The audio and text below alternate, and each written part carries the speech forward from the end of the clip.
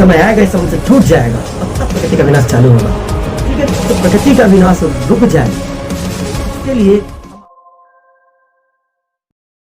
दोस्तों, मेरा नाम है नितिन कुमार, मैं पर्यावरण हितैषी। मैं आज आपको बताऊंगा कि हमारे पर्यावरण के क्या हाल चाल हैं, हमारा पर्यावरण परिवार कैसा है और भविष्य में, आने वाले भविष्य में हमारा पर्यावरण कैसा होगा।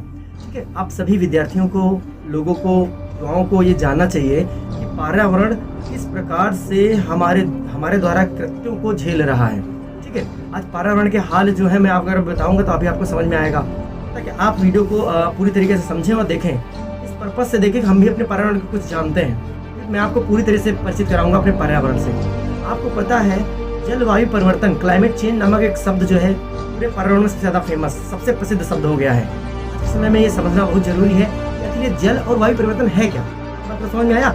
जल और वायु मतलब जल और वायु में परिवर्तन। मैं आपको समझाता हूँ। जैसे जैसे हम देख रहे हैं हमारे वातावरण का तापमान लगातार औसतन बढ़ता चला जा रहा है, जिससे हमारी क्रियाविधियों में बहुत सारे परिवर्तन देखने को मिल रहे हैं। जिस समय पर जो कार्य होना चाहिए था वो उस समय पर नहीं हो रहा है। इन सबका असर जो है वो पर्यावरण में परिवर्तन है। देखिए बेटा, अब आप समझते हैं, अगर ये मैं आपको बेटा कहूँ या मतलब टीचर होने के नाते ये कह सकता हूँ, ऐसा मैं मानता हूँ। ठीक है, तो आप समझिए मेरी बात को।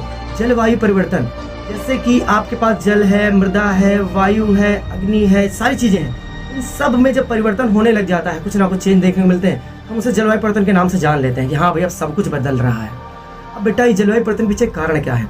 आज के समय में हम बहुत ज्यादा जो कार्य है वो मशीनों पर निर्भर हो गए। मतलब अपने कार्य के लिए सबसे ज्यादा किस पर निर्भर हो गए? मशीनों पर निर्भर हो गए। अब मशीनें जब कार्य करती हैं तो बहुत मात्रा में उत्सर्जित करती हैं। हम बहुत प्रकार के ईंधन यूज करते हैं जिसमें ज्यादा मात्रा में कार्बन डाइऑक्साइड, अन्य गैसें निकलती हैं। ठीक है, जिनसे हमारे वायुमंडल का तापमान भी लगातार बढ़ता चला जा रहा है, जिससे हमारे वातावरण में कई समस्याएं उत्पन्न हो रही हैं। आपको पता है भारत जैसे देश जहाँ 200 से अधिक नदियां हैं, वहां पर जल बोतल में बिकता है। समझ पा रहे पूरी बात? अब लोगों में ये भ्रम पैदा हो चुका है कि जल जो हम पिएंगे वो दूषित है, तो लोग आरओ है, बोतल है, इस तरह चीजों में जल को पीना प्रारंभ कर दिया है। तो इससे ये प्रमाण हमें वातावरण में मतलब ये पता चल रहा है कि धीरे धीरे सभी चीजें दूषित हो रही हैं। अब आने वाले समय में कोई हमसे ये भी बताएगा कि भैया जो वातावरण है इसमें जो वायु है वो दूषित हो चुकी है, आप इसे मत लीजिए ज्यादा मात्रा में, हम आपको एक गोली देंगे, आप उसे खाइए और लंबे समय तक जिए। बेटा, समझ नहीं आता कि अगर जल का किसी ने बाजारीकरण कर दिया है तो आने वाले समय में जल का भी बाजारीकरण हो चुका है, वायु का भी बाजारीकरण हो जाएगा। आज देखिए, अगर जलवायु परिवर्तन को झेलने वाले में सबसे ज्यादा नाम किसका आता है? किसानों का आता है। भूखमरी, सूखा, बाढ़ कौन झेल रहा है? नॉर्मल तो छोटे किसान हैं। ठीक है, अब लेकिन इनको जलवायु परिवर्तन कारण कौन है? कि बड़ी बड़ी इंडस्ट्रीज जो लगी हुई है, उनका दिया हुआ कपड़ा हम पहन रहे हैं, जिनके मतलब सारी बातें अगर देखें, अब वो दुनिया में जितनी भी चीजें आप यूज कर रहे हो, कॉपी, पेन, किताब, कपड़ा यूज कर रहे हो, तो सब किसी न किसी इंडस्ट्री से बनकर आया है। इस इंडस्ट्री से निकला हुआ वेस्ट कहाँ जाता है? नदियों में जाता है। और नदियों का पानी क्या है? हमारे पास आता है। और जब हम उसे पीते हैं तो बीमार हो जाते हैं। इस हमारा मानना हो जाता है भाई जल सब दूषित हो चुका है, अब हमें बोतल का पानी पीकर ही जीना है। आपको पता है इस जलवायु परिवर्तन के कारण जो पहले 7000 सेब की फसलें हुआ करती थी उस समय, अब हम लोग क्या 100 किस्मों पर रह गए। चीन जैसा देश पर हजारों किस्में धान की हुआ करती थी, केवल 100 किस्में बची हैं। चाइना जैसा देश पर 90% गेहूं की प्रजाति खत्म हो गई है। हाइब्रिड इतनी ज्यादा यूज कर रहे हैं क्योंकि किसान किसानी करना छोड़ रहा है, क्योंकि जो फसल बोता है वो पैदा ही नहीं होती है। जब फसल पैदा नहीं होती है तो उसका दिमाग कहता है कि भैया हमको कृषि नहीं करनी। पहले भारत कृषि प्रधान देश था, लेकिन धीरे धीरे कृषि करने वालों की संख्या धीरे धीरे क्या हो रही है? घटती जा रही है। 54 से 47 से 41, धीरे धीरे क्या हो रही है? बढ़ती चली जा रही है। और बड़े बड़े देश क्या होते हैं? बहुत मात्रा में कीटनाशक प्रयोग करके अपने यहाँ फसलें पैदा करते हैं। अमेरिका में 3-4% ही कृषि लोग करते हैं, 3-4% लैंड पर ही, क्योंकि अमेरिका की लैंड है, और 3 से 4% पर ही लोग कृषि करते हैं। वो इतना ज्यादा हाइब्रिड सीड, इतना ज्यादा कीटनाशक का प्रयोग करते हैं बताया नहीं जा सकता।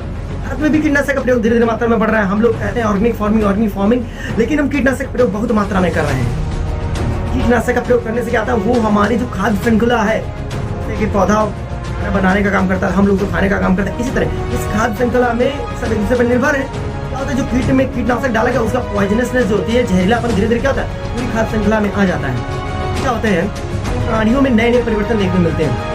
आजकल जो हम लोगों में नए नए परिवर्तन देखने को मिल रहे हैं, इसका कारण क्या है? जलवायु परिवर्तन। जलवायु परिवर्तन एक इतनी बड़ी समस्या है कि वैश्विक रूप से हर एक चीज को क्या कर लिया है, इसने ग्रसित कर लिया है। ठीक है, तो मैं अपने वीडियो के माध्यम से अभी एक ऑडियो फॉर्मेट भी प्रोवाइड करूंगा। ये वीडियो फॉर्मेट आपको जस्ट जागरूक करने के लिए था कि पर्यावरण पे जो भी मैं वीडियो अपलोड करूंगा उसमें मैंने सारा डाटा दिया है कि कैसे कैसे समस्याएं दूर होंगी, कैसे कैसे समस्याएं बढ़ेंगी, कैसे हम आने वाली भावी पीढ़ी को बचा पाएंगे, कैसे हम उनके लिए अच्छा कर पाएंगे। सारी ऊर्जा के स्रोत तो हम नष्ट किए डाल रहे हैं। इस प्रकार की ऊर्जा, परमाणु बम ऊर्जा यूज करेंगे, फजिल फ्यूल ऊर्जा यूज करेंगे, कोल कोयला जितना पेट्रोल सब जला डालेंगे हम लोग।